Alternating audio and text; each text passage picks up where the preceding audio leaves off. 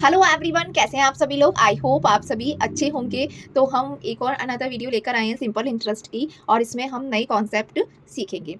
तो first question is a sum of 500 rupees is lend to this rate of 5% per annum, find the interest at the end of 2 year. किसी को हमने पैसा दिया है 500 रुपये, इंटरेस्ट जो लगेगी वो 5% 2 साल के लिए। तो हमें इसमें क्या करना है, इंटरेस्ट फाइंड आउट करनी है। तो here P equal to 500, R equal to 5%, T is 2 year।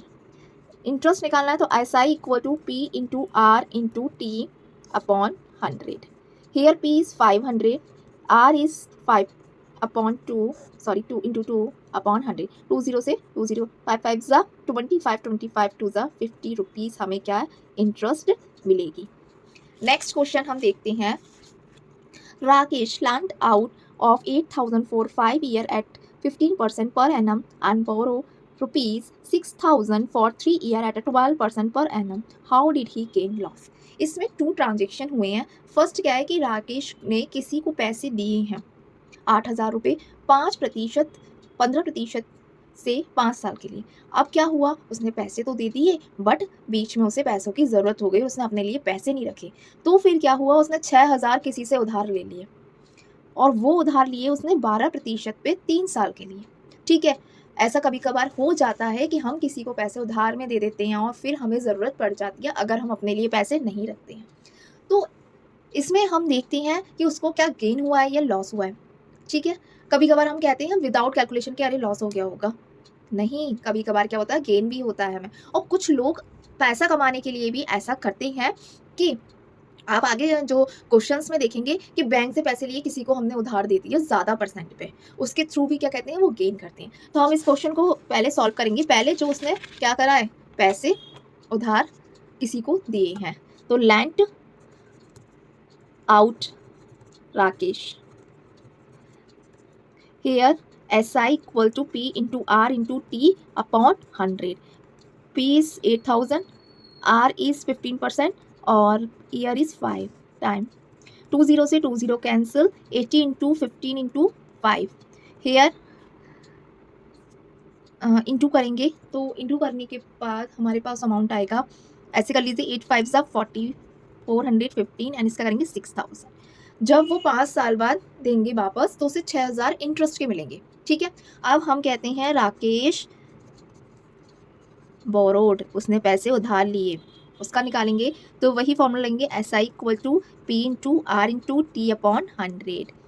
Hair P is 6,000, 3 year 12% upon 100। 20 से 20 cancel, 60 into 3 into 12। Okay student, तो 6 3 18, 12 इसका हम इंटू करेंगे,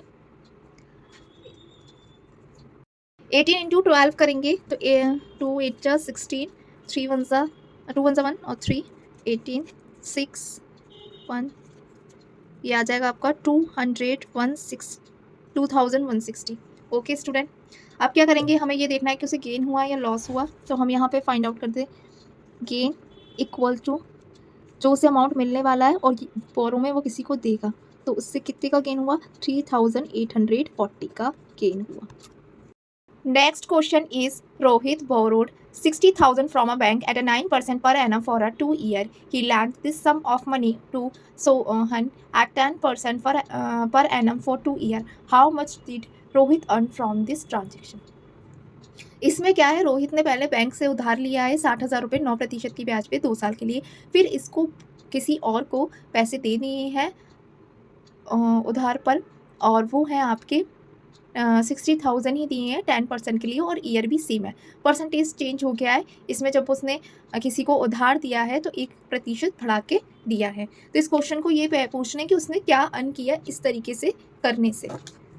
तो पहले हम वो अमाउंट निकाल लेते हैं जो उसने किसी को उधार पे दिया है, क्योंकि वो परसेंटेज क्या है, ज़्यादा है। तो यहाँ लिखेंगे Rohit lent money to Rohan, SI equal to P into R into T upon 100। 60,000 10% 2 year upon 100, तो ये आपका आएगा 600 10 इंटू 2 इट्स 12,000 रुपीज़ उसे इंटरेस्ट मिलेगी 60,000 पे 2 ईयर के लिए। अब हम निकालते हैं Rohit borrowed money from bank. अब बैंक से लिए 60,000 बट इंटरेस्ट 9% 2 ईयर अपॉन 100, 20 से 20 कैंसिल, 600 इंटू 9 इंटू 2, तो when we are calculate that is 10,800। Now find gain, ये उसको बैंक को देना है इंटरेस्ट, ये उसे मिलेगा, तो जो मिलेगा वो पहले लिखेंगे 10,800, तो उसने इस तरीके से 1200 का गेन किया, 1200 का उसे प्रॉफिट हुआ। ठीक है, नेक्स्ट क्वेश्चन हम देखेंगे। A man borrowed 8,000 from a bank at 8% per annum. Find the amount he has to pay after 4.5 years. Here P is 8,000, R is 8%, and T is 4 upon 1 upon 2. It's a 9 upon 2. 2 4s are 8 plus 1, 9 upon 2 year. SI equal to P into R into T upon 100. 8,000 8%, 9 upon 2 into 100. 20 से 20 cancel, 2 1 2, 2 2 4, 8 into 4 into 9, 8 4 32 into 9,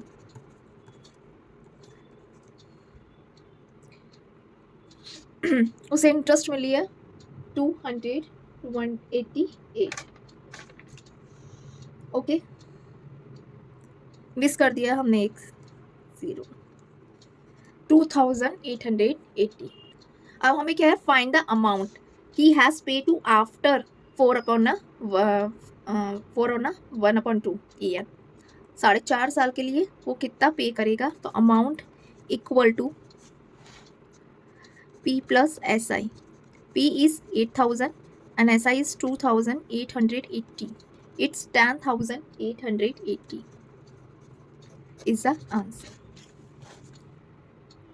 So next question is, Mr. Sharma deposited 20,000 as a fixed deposit in a bank at a 10% per annum.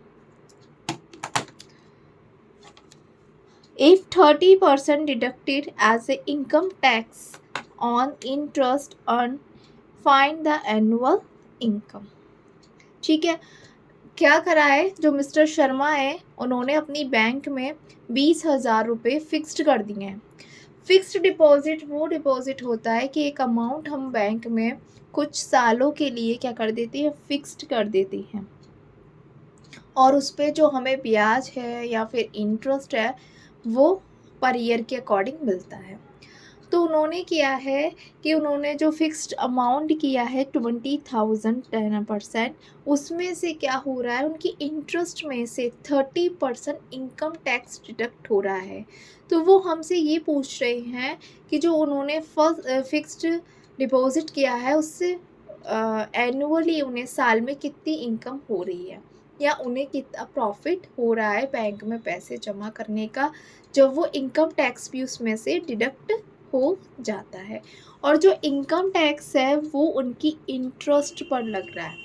किस पर लग रहा है, interest, जो वो 10% earn कर रहे हैं। तो इसको किस तरीके से सॉल्व करेंगे, firstly we have to find interest. SI equal to 20,000 into 10% into per annum 1 year, तो उन्हें पर ईयर 2,000 इंटरेस्ट मिल रही है। अब 30% income tax deduction, that is 200,000 पर 30% उन्हें इनकम टैक्स भी देना पड़ रहा है पर एनम, तो मतलब उन्हें 600 इनकम टैक्स मिल रहा है। तो वो टोटल अर्न क्या कर रहे हैं, 2,000 माइनस 600 इज 1,400 उन्हें अमाउंट, 1,400 उन्हें अर्निंग हो रही है। ठीक है, नेक्स्ट क्वेश्चन हम देखते हैं। Mister Garg lend 15,000 to his friend. उन्होंने क्या करा, अपने फ्रेंड से 15,000 रुपये लिए हैं। ही चार्ज 15 सॉरी दिए हैं, सॉरी दिए हैं, लिए नहीं हैं, दिए हैं, उन्हें अपने फ्रेंड को दिए हैं।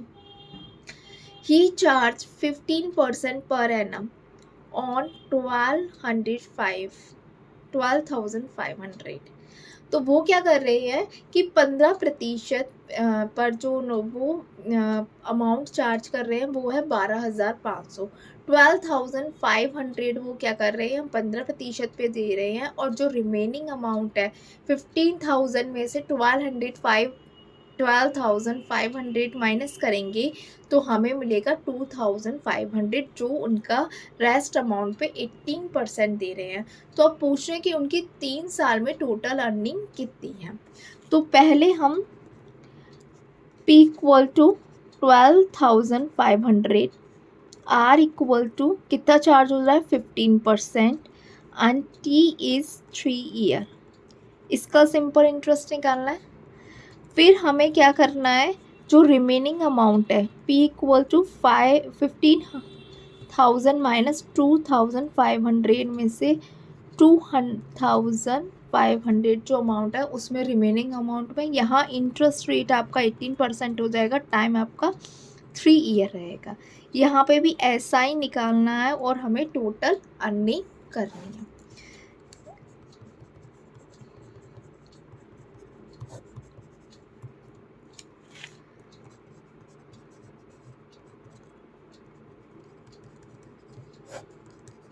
टू ज़ीरो से 2 ज़ीरो, 125 इंटू 15 इंटू 3।